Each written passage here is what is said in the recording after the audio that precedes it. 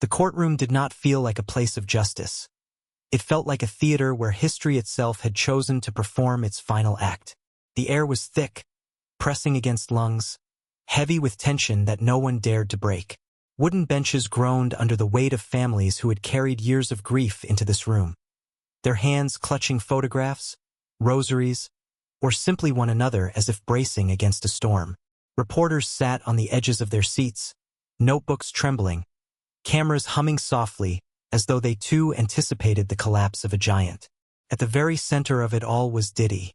He was no longer the mogul who once commanded stages, headlines, and empires. Instead, he was a man stripped bare, his orange prison suit glowing like a wound against the polished wood, his wrists chained, his crown replaced with silence and shame. His eyes, still fiery, attempted to project the same arrogance that once captivated millions, but the audience could see through it now. Behind the mask of pride, a shadow of fear flickered, betraying the truth. He knew the end was near. The room held its breath as the judge lifted the gavel. For a moment, the world itself seemed suspended in stillness, as though even time feared what was about to happen. Then came the strike. One sharp crack split the silence like lightning, and the words that followed fell heavier than stone. Life in prison. They were not just words. They were the breaking of an empire, the erasure of a legacy, the sound of chains tightening forever. In an instant, the courtroom erupted. Mothers wept uncontrollably, their cries echoing against the high walls. Fathers clenched their fists, trembling with a mix of relief and grief. Some families shouted, their voices breaking through years of silence, demanding the justice they had finally been granted. But at the center of the chaos, Diddy convulsed with rage. His body strained against the chains, metal cutting into his skin, blood smearing against cold steel. His voice roared like a wounded beast. "You think you can erase me? I am forever. I will never die." His declaration thundered across the chamber, but it was a hollow thunder, stripped of power, stripped of belief. For all his fury, the truth clung to him like a shadow. He was not a king anymore. He was a prison. The families did not stay silent. Their voices rose against him, raw and unshaken. "You destroyed us," cried a mother, her words sharp as daggers, trembling with grief and rage.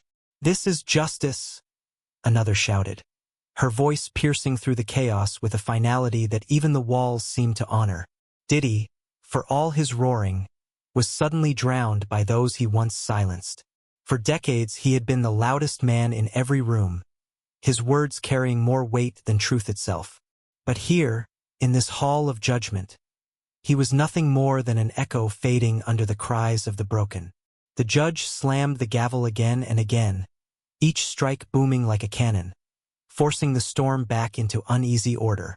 When silence returned, it was different, heavier, stronger. Then the judge spoke, his voice low yet sharper than steel. "The law bends for no man, not for wealth, not for fame, not for you." Each word struck deeper than the sentence itself, peeling away the armor of arrogance Diddy had built his life upon. In that moment, the myth shattered. What remained was not a legend, not an untouchable king, but a man exposed before the world. The shift was almost visible. The rage that had burned in Diddy's eyes began to dim, replaced by something fragile, something human. His shoulders slumped as though the weight of the gavel had landed directly on his back.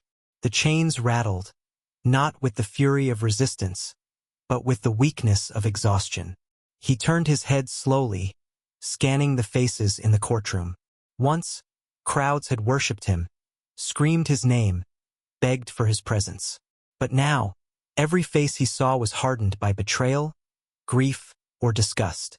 There were no fans here, no allies, no bodyguards ready to shield him from consequence. He was surrounded only by those who had come to witness his fall.